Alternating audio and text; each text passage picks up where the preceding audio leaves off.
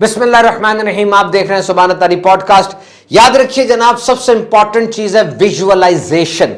जो भी सबक, फॉर्मूला, जो भी चीज आपके सामने है, आप अपने अंदाज से उसको देखें कि मैं किस अंदाज से इसको याद कर सकता हूं। वो कोई भी सब्जेक्ट हो, डिसरिगार्ड टू दैट, आप अपने अंदाज से उसको देखें। Because learning is not so easy. This is like something pushing, you are pushing something inside your brain. जो लर्निंग है ना, ये मुश्किल काम है, रीडिंग आसान है। लर्निंग के अंदर ऐसे लगता है जैसे आप कोई चीज दिमाग के अंदर पुश कर रहे हैं, धक्का दे के अंदर डाल रहे हैं। तो आप अपने तरीके को देखें, सामने सब्जेक्ट को ना देखें, वो आईटी हो, फाइनेंस हो, स्टैटिस्टिक्स हो, मैथमेटिक्स हो, नहीं, आपका अंदाज क्या है। आप ऊंची आवाज से पढ़ें तो आप सुकून में रहते हैं, दिल ही दिल में पढ़ें या ग्रुप स्टडी करें, लिख के आपको अच्छा याद होता है। जो तरीका आपको सूट करता है उस तरीके से पढ़ा करें। और सबसे पहले जब भी आप काम करने लगे हैं, गोल सेट करें। एक दिन में कितना पढ़ना है, हफ्ते में कितना पढ़ना, महीने में कितना पढ़ना। जो बंदा गोल सेट करता है उसको 3 फायदे होते हैं। Goals make you happier. Goals आपको खुश कर देते हैं, परेशानी से निजात मिल जाती है, कंफ्यूजन और गुंजल जो दिमाग में पड़े हैं वो खत्म हो जाते हैं, पता चल जाता है सीधा रास्ता क्या। Number 2, it kills negative emotions. इंसान परेशान रहता है उस वक्त तक जब तक फैसला नहीं कर लेता, और गोल सेटिंग का मतलब ये कि आपने फैसला कर लिया है। और नंबर 3 ये, it gives purpose to your life. जब आपको पता चल जाए मेरी मंजिल क्या है, इससे बड़ी खुशी क्या होगी। आप गोल की तरफ बढ़ते हैं, रास्ते के अंदर आने वाली रुकावटों को दूर करते हैं और आगे से आगे बढ़ते चले जाते हैं। तो अगर आप स्टूडेंट हैं और आपका पढ़ाई में दिल नहीं लग रहा या आप कम पढ़ते हैं, तो सबसे पहले गोल सेट करें। आपकी यूनिवर्सिटी में भी तो ऐसा ही होता है, आज के दिन क्या पढ़ाई होगी, बल्कि 6 माह के अंदर कितना सिलेबस हम कवर करेंगे, पहले ही दिन यूनिवर्सिटी ने छाप के आपको दे दिया। So goal setting is must when you are a student and when you are studying। और इसमें एक तरीका तो यह है कि अहम तरीन मज़ामीन को और चैप्टर्स को सबसे पहले रखा जाए ताकि अहम काम पहले हो जाए, जिसको ईट द फ्रॉग भी कहा जाता है। लेकिन एक तरीका यह है कि जो आपके फेवरेट सब्जेक्ट्स हैं उनको सबसे पहले रखें ताकि आप मजे मजे से पढ़ाई शुरू करें। रेलगाड़ी चल पड़ेगी, पीछे डब्बे हम लगाते चले जाएंगे। नोट्स, कॉन्सेप्ट्स, उस्ताद, सफ़े, पेन, लैपटॉप, माइक, ये सारा कुछ बड़ा जरूरी है जनाब। ये सब आपकी स्टडी को एक्टिव लर्निंग में तब्दील कर देता है। और जब आपको ये पता हो कि जो मैं पढ़ रहा हूं इसका प्रोफेशनल लाइफ में, अमली जिंदगी में क्या एप्लीकेशन है, इसका क्या फायदा है, तब तो पढ़ाई का मजा आ जाता है। तो हमेशा अपने उस्ताद से, अपने माहौल से ये सीखते रहें कि जो कुछ भी मैं पढ़ रहा हूं, चाहे मैं ज़ूलॉजी में हूं, बॉटनी में हूं, MA English, MA Persian, MA Arabic कर रहा हूं या आईटी और इंजीनियरिंग जैसे कोर्सेज कर रहा हूं, मेरी पढ़ाई का मेरी अमली जिंदगी में क्या फायदा होगा। जब आप इस चीज के ऊपर आ जाते हैं, आपके लाशऊर में ये चीज दाखिल हो जाती है, सबकॉन्शियस में बैठ जाती है, यकीन कीजिए पढ़ाई एक एंजॉयबल एक्सपीरियंस बन जाता है। And now create a dedicated and clutter free environment for minimal distraction. आप जहां पढ़ रहे हैं ना, वो मेज पूरी साफ रखें, पेन अपनी जगह पर पड़े हों, पेपर अपनी जगह पर पड़े हों। जितना ज्यादा क्लटर होगा, जितनी ज्यादा फरातफरी होगी, जितनी ज्यादा चीजें बिखरी होंगी, उतनी ही सोचें बिखरी होंगी, उतना ही ज़हन परेशान होगा और उतना ही पढ़ाई से जी उचाट होता चला जाएगा। जब भी आप उठें, ये सफ़े समेट लें, इनको अपनी अपनी जगह पर रखें। और एक और बड़ा बेहतरीन तरीका यह है कि आप जब उठें सब कुछ साफ कर दें और आगे अगला सबक जो आपने पढ़ना है उससे जो वाबस्ता चीज़ें हैं वो टेबल पे सजा दें। मिसाल के तौर पे अभी हम बात कर रहे हैं जनाब कि पढ़ाई के लिए कौन सी चीज़ें ज़रूरी हैं। ये जब टॉपिक ख़त्म हो जाएगा हम चीज़ें समेट दें। अब अगला टॉपिक हमने डिस्कस करना है कल सुबह, और वो टॉपिक है क्लाइमेट चेंज। अब क्लाइमेट चेंज के बारे में जो भी हमारे पास स्टफ मौजूद है, वेबसाइट्स हैं, पेज हैं या पुराना कोई चीज़ पड़ी है, उसको टेबल पे अच्छे तरीके से सजा दें।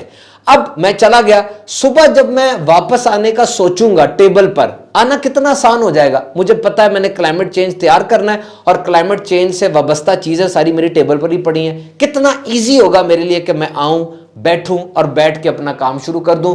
और अगर मेरे जहन में यह हो कि टेबल तो सारी बिखरी हुई है, चाय भी गिरी हुई थी, अब आने का दिल ही नहीं करेगा, क्योंकि आके सबसे पहले टेबल को साफ करना एक प्रॉब्लम, फिर सारे सफ़े समेटना दूसरी प्रॉब्लम, फिर तीसरे सारे सफ़े सजाना वो तीसरी प्रॉब्लम।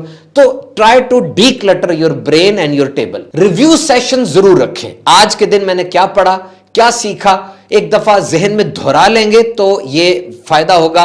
एक तो रिवीजन भी हो जाएगी, चीजें ज्यादा बेहतर याद हो जाएंगी और आपको मजा भी आएगा पढ़ने में। लाइफस्टाइल ठीक रखें, बैलेंस डाइट होनी चाहिए, फिजिकल एक्टिविटी होनी चाहिए, प्रॉपर स्लीप होनी चाहिए, खाना प्रॉपर हो, एक्सरसाइज हो और नींद प्रॉपरली हो।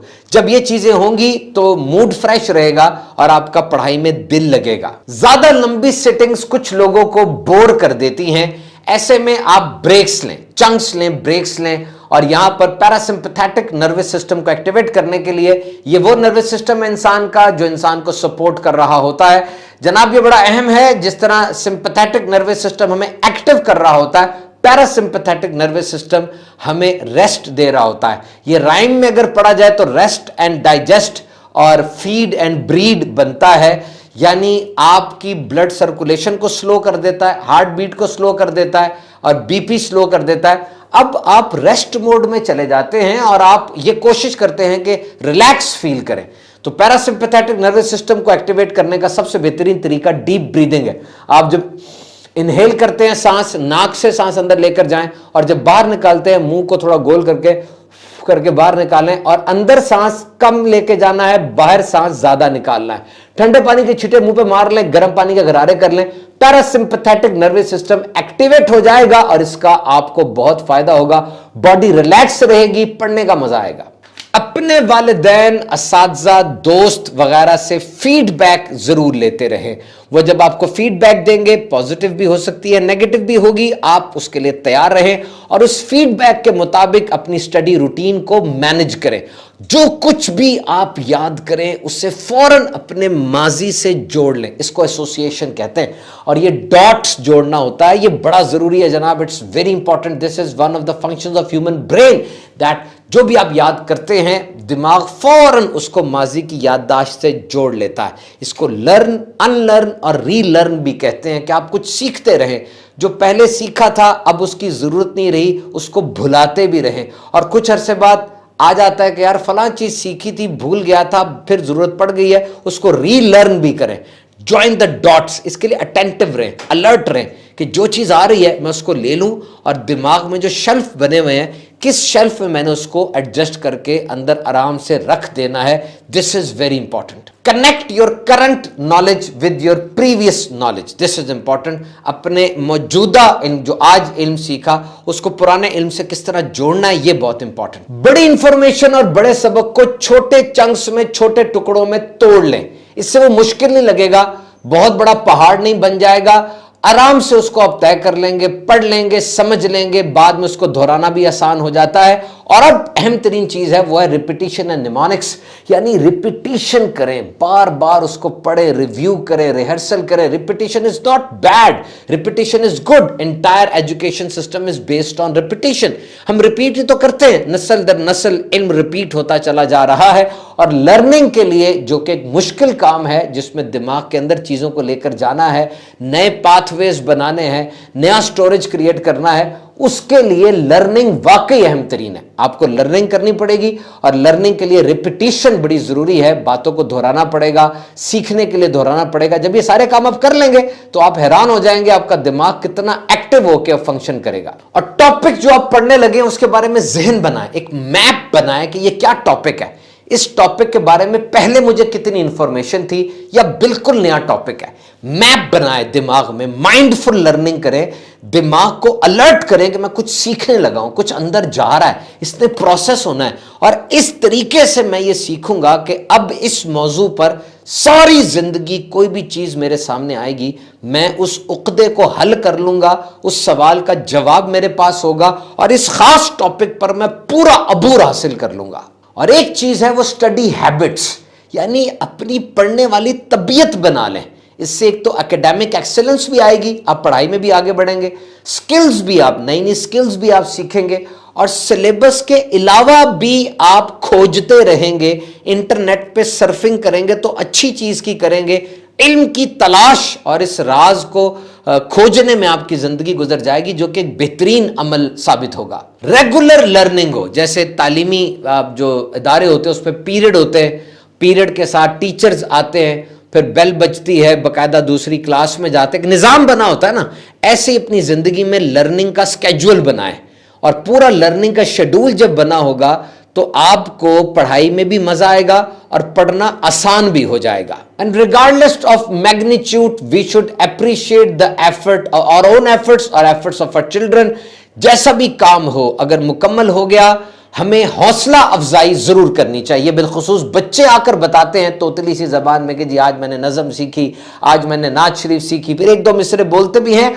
आपके नजदीक इतनी बड़ी बात नहीं होगी, लेकिन उसके नजदीक तो माउंट एवरेस्ट सर हो गया जनाब। आज बहुत बड़ा काम हो गया, आज कारनामा है। और कारनामे की हौसला अफजाई होती है, उसका इनाम दिया जाता है। कुछ फिजिकल इनाम दे दे या अल्फाज या कोई थपकी दे दे, मुस्कुराहट से उसको ग्रीट करे, अच्छा बड़ी बात है। आपका ये एक्सप्रेशन उसमें एक नया जज्बा भर देगा और ये कामयाबी बड़ी कामयाबी की तरफ उसको ले जाएगी। कभी भी हौसला अफजाई में कंजूसी ना करें। तो बातें तो दो ही है, या तो आपका खुद पढ़ने को दिल नहीं कर रहा, या आपके सामने कोई ऐसा बच्चा है जिसका मूड नहीं हो रहा पढ़ने का।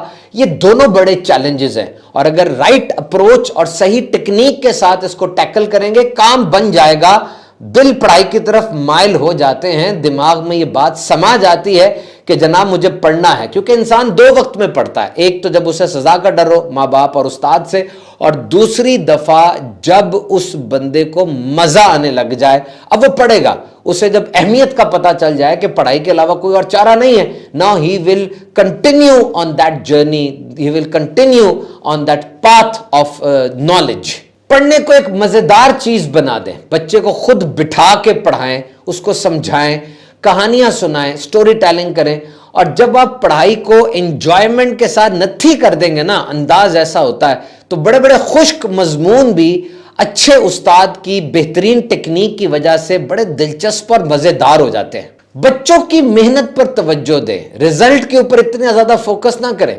अगर बच्चा अच्छी मेहनत कर रहा है, दिन रात पढ़ रहा है, बातों को समझ रहा है, स्कूल में पाबंदी कर रहा है, अच्छे अंदाज से वक्त गुजार रहा है, तो ये जर्नी है, ये सफर है, इसकी अहमियत ज्यादा है। और बच्चे को सिखाएं, समझाएं कि तुम अगर ये करते रहे तो जरूर कामयाब हो जाओगे। और जब बच्चा गलती करता है या आप खुद गलती करते हैं, जो केयर गिवर होता है, जो कि केयर करने वाला, उसकी माँ बाप भाई उस्ताद, ये उनका इम्तिहान होता है कि वो बच्चे की गलती को कैसे डील करते हैं।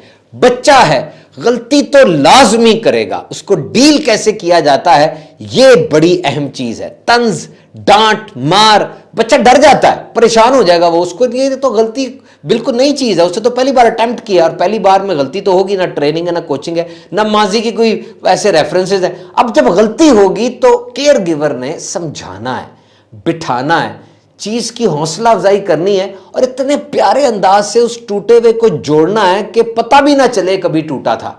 इतने प्यारे अंदाज से उस फेलियर को लेसन बना देना है, उस फेलियर को एक लैंडमार्क बना देना है कि अब वो दोहराए ना, बल्कि नई शाहराह पर चले तो किस अंदाज से चले। Remember human brain like predictability.